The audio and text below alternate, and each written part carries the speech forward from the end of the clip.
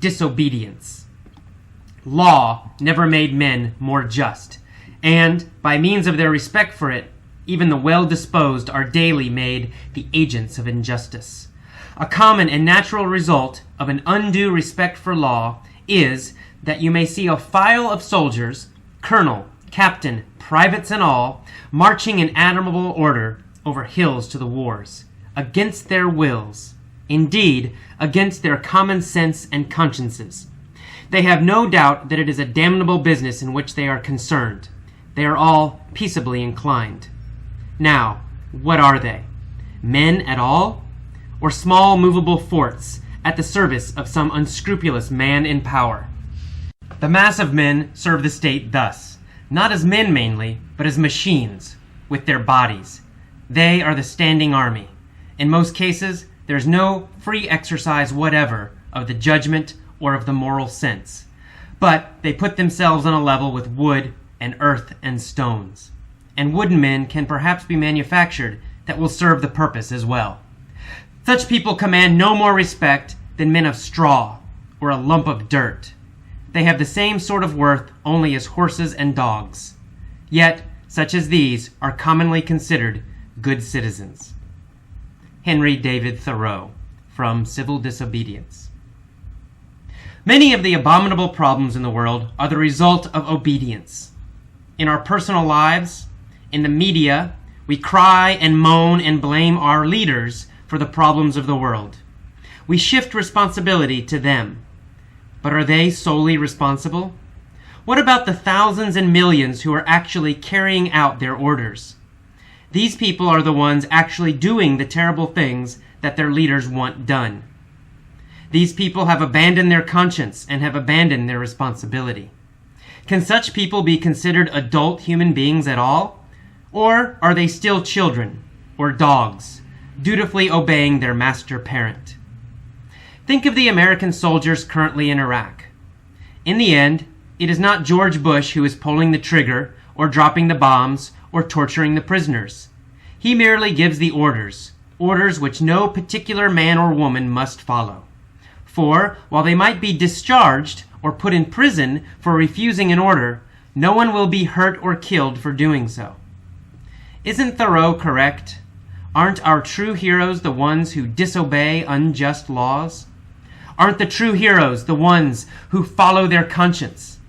Here in America, it is our rebels who are our historical heroes. Those who refuse to support injustice. Martin Luther King, the heroes of the American Revolution, John Brown, Malcolm X, Susan B. Anthony, Vietnam War resistors. In the present, such people are always condemned. They are attacked, called unpatriotic, imprisoned, and vilified. Yet, history is usually kind to such people and harsh to the unjust. In the 1950s, Martin Luther King was vilified as a radical. Today, he is celebrated as a hero, while the authorities he resisted are now viewed as the worst kind of scum. Thoreau, and later Gandhi and Martin Luther King, all believed that individual conscience was more just and powerful than law. All three encouraged people to break unjust laws and to instead have respect for what is good, right, true, and just. Though all three men are now dead, their message is as important today as it was during their lifetime. Thoreau was a great writer, philosopher, poet, and a most practical man. That is, he taught nothing he was not prepared to practice in himself. He was one of the greatest and most moral men America has produced. Mohandas Gandhi.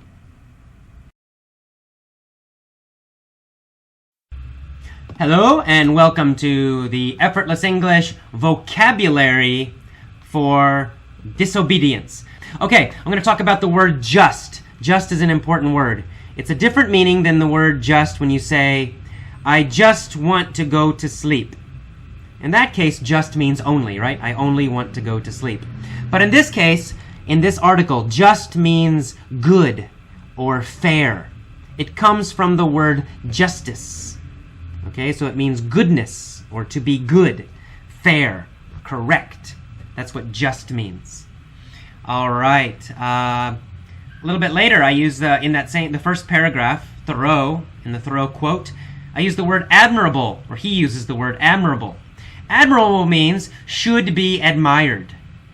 And admired means to think good things about someone, to think someone is good. So if someone is admirable, it means you should think they are good. Wow, he's a good person. He is an admirable person.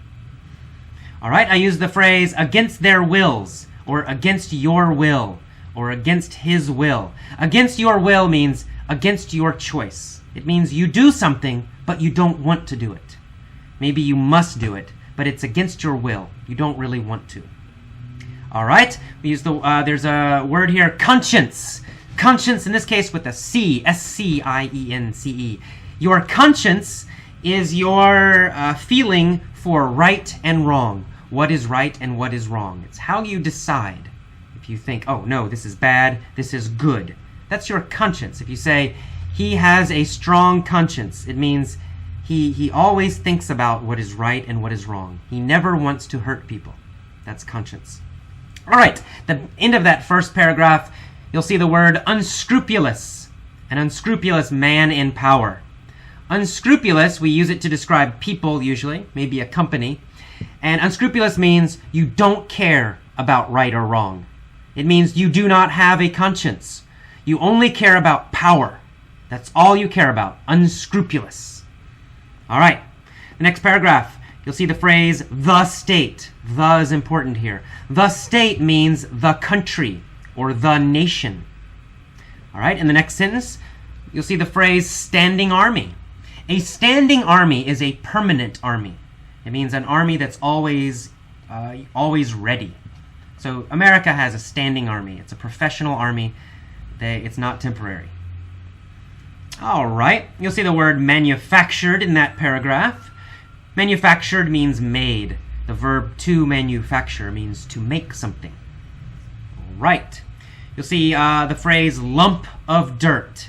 A lump of dirt is a round piece of dirt, like a ball of dirt. A lump is something that's kind of round, a small round thing. We call that a lump. If I hit you on the head with a rock, your head will get a lump on top of it. Okay, next. So that's the end of the quote. Next paragraph. I use the word abominable. I say many of the abominable problems in the world. Abominable means terrible, horrible, really, really bad. Abominable. Obedience. It's an important word for this article. Obedience is a noun. The verb is to obey. Obedience means you do what other people tell you to do, right? You follow other people. You follow your boss, or you follow your parents, or you follow the president. That's obedience. That's the noun.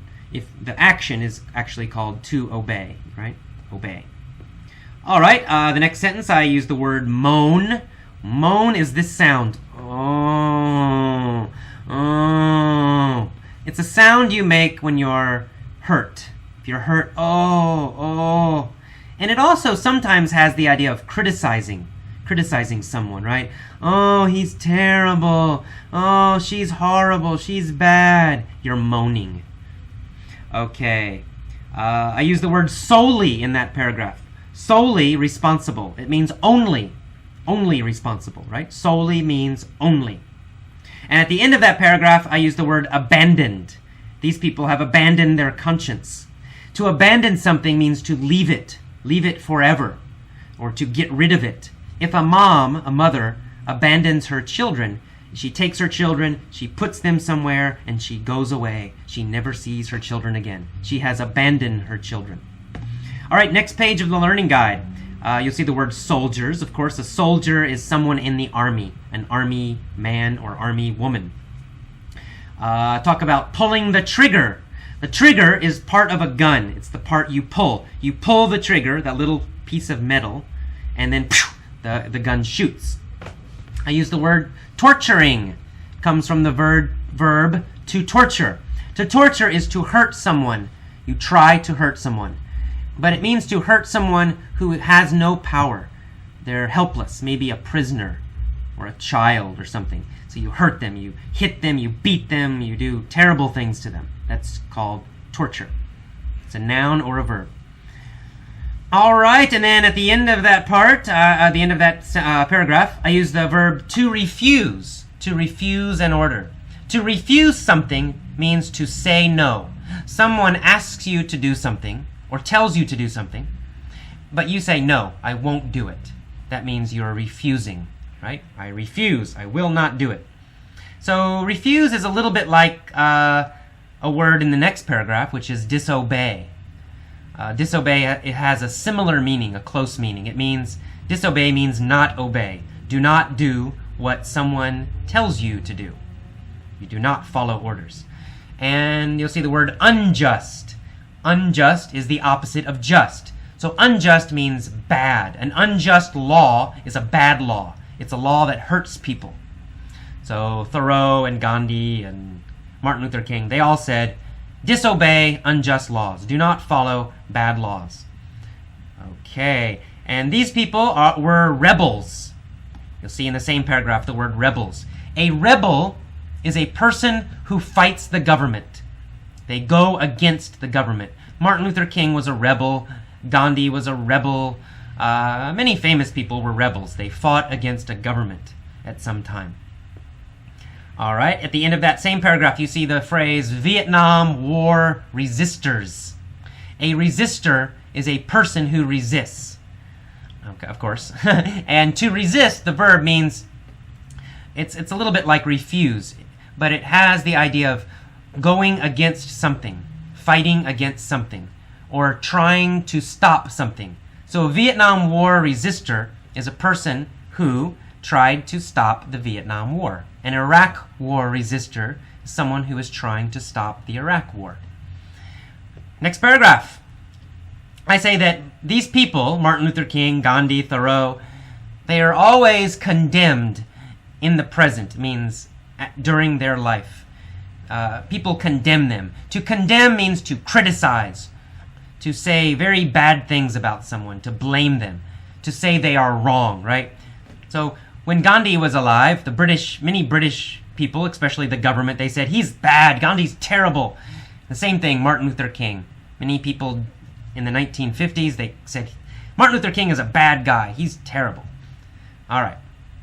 And I say they are vilified. These people are vilified.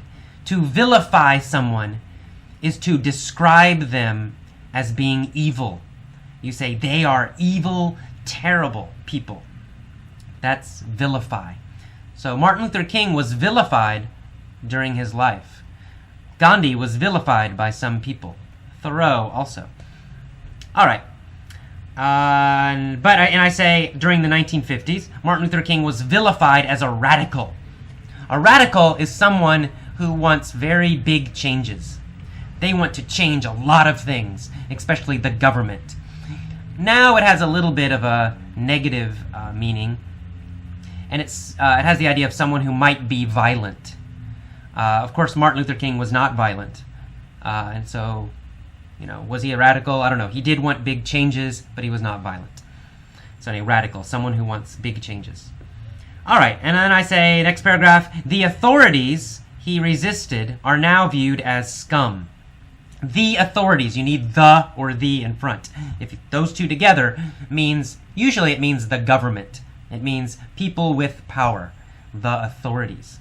And scum is an insult. It's a bad word. Don't call someone a scum unless you hate them.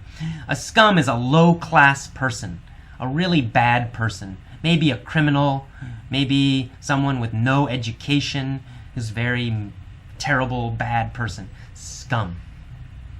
All right, and finally the word lifetime means, of course, the time that someone lived. Martin Luther King's lifetime, he lived in the 40s, 50s, 60s. Gandhi lived, late 1800s, 1900s through World War II, etc. Thoreau lived in, 1840s, 1850s, etc. Okay, that's it for today's vocabulary. I went fast today. So, if you don't understand the first time, listen again. That's the magic of MP3s. You can listen many, many times. Repeat this many times. The repetition, the repeating will help you a lot. It's easier than trying to memorize and study so hard right? Just relax and listen again, no problem. If you don't remember, so what? Listen again. It's really easy. Okay, after you finish this a few times, listen to the mini story. That might also help you.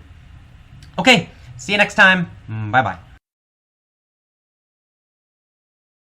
Okay, welcome to the commentary mini story for the Disobedience article.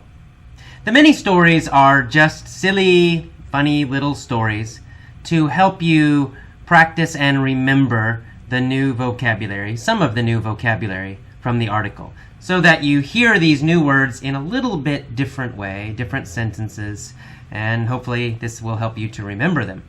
Okay, let's get started. Once there was a guy named Luke. Luke was a rebel. The authorities vilified him and said he was an abominable person. But Luke was really an admirable man. He had a good conscience. He always fought for what was good and just. He refused to obey unjust laws. So, the authorities condemned Luke, and they sent Darth Cheney to kill him. Darth Cheney was an unscrupulous man. He tried to kill Luke. He tried to shoot him. He tried to poison him. He tried to stab him. But he always failed. Finally, in the end, they fought each other. Luke won and killed Darth Cheney. Okay, let's do it again one more time, back to the beginning. There was a guy named Luke. What was Luke? Luke was a rebel.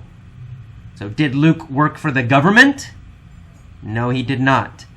Was Luke fighting the government? Yes, he was. He was a rebel. He was fighting against the government. The authorities vilified him. So, did the authorities say he was a good person? No, of course not. Did the authorities say he was a hero? No, of course not. What did the authorities do? The authorities said he was a terrible person. The authorities said he was an evil person. The authorities vilified him. Who vilified him? Did the private companies vilify him? No. The authorities vilified him. The government vilified him. Okay, what kind of person did they say he was? How did they vilify him? Well, they vilified him by saying he is an abominable person. Was he just a little bit bad? No, the authorities said he was abominable, terrible, very, very bad.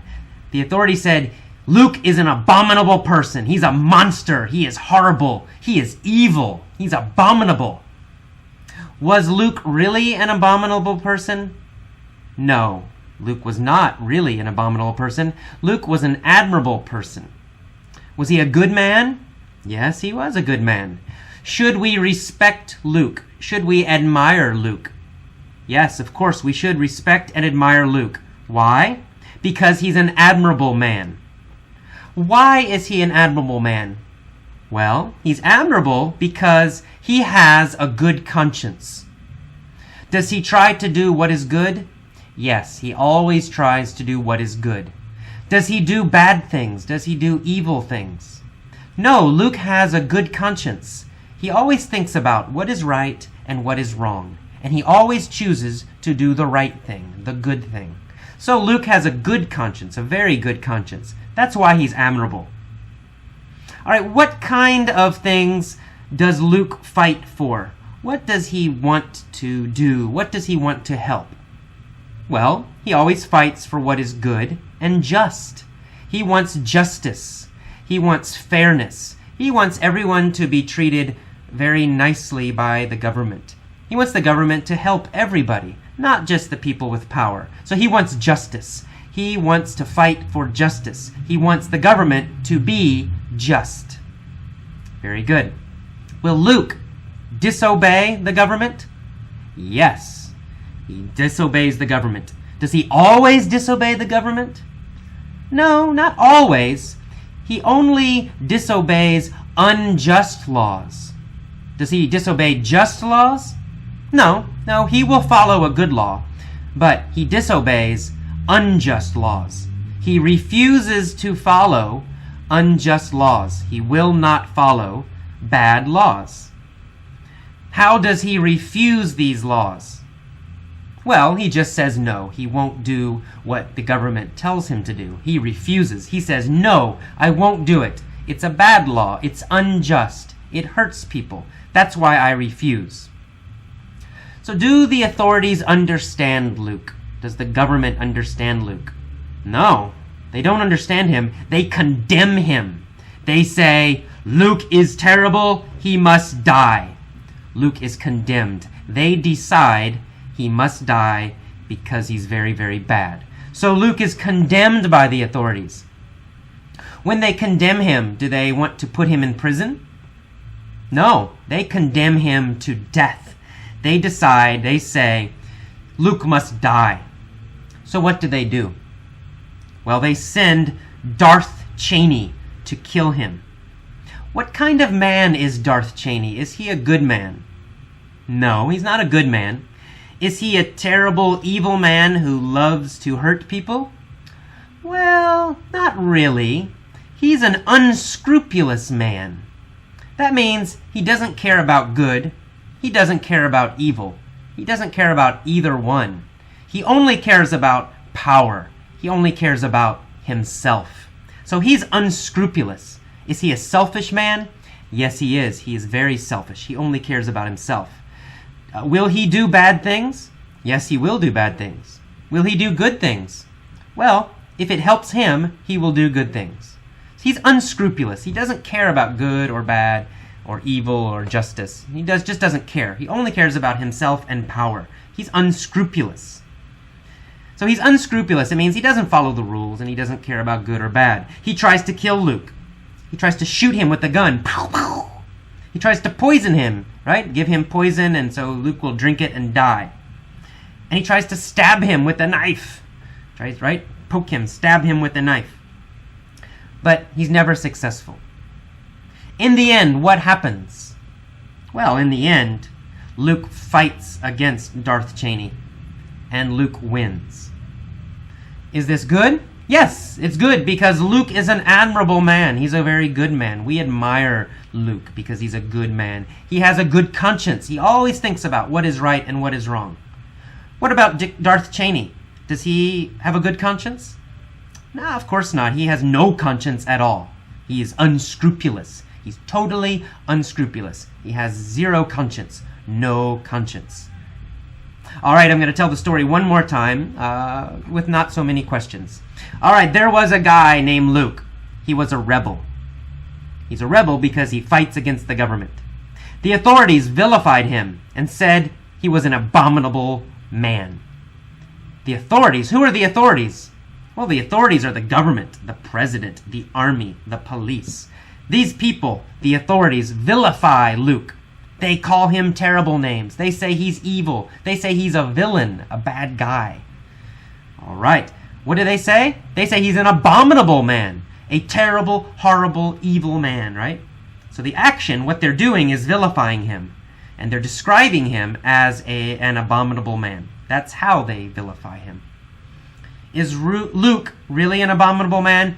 Of course not. Luke is a very admirable man, a very good man. We admire him. We respect him. He's admirable because he has a good conscience, a very strong, good conscience, always thinking if something is right or if something is wrong, always trying to do the good thing, the right thing. He always wants to be just.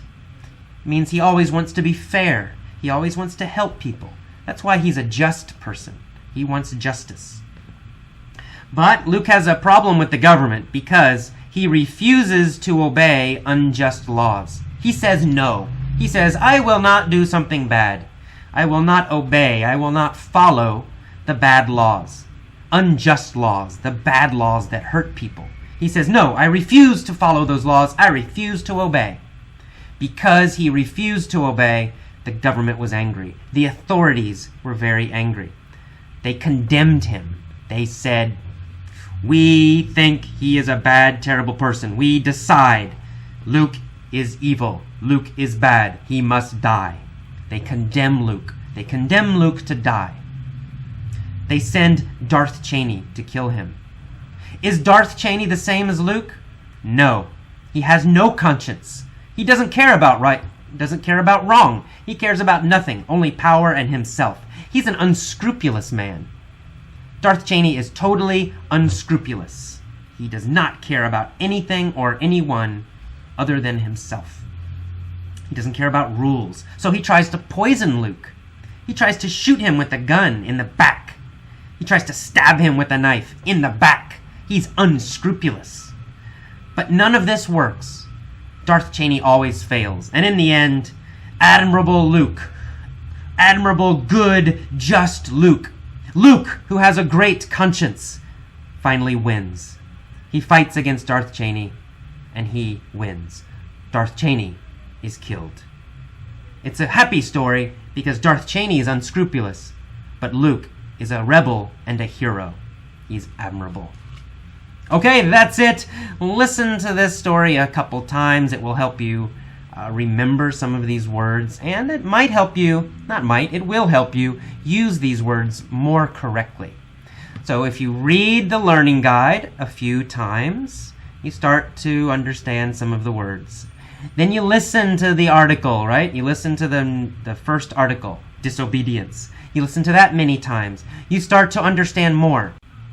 After a few times, you listen to the vocabulary explanation, and now you get a little bit better idea. What is the exact meaning of some of these words?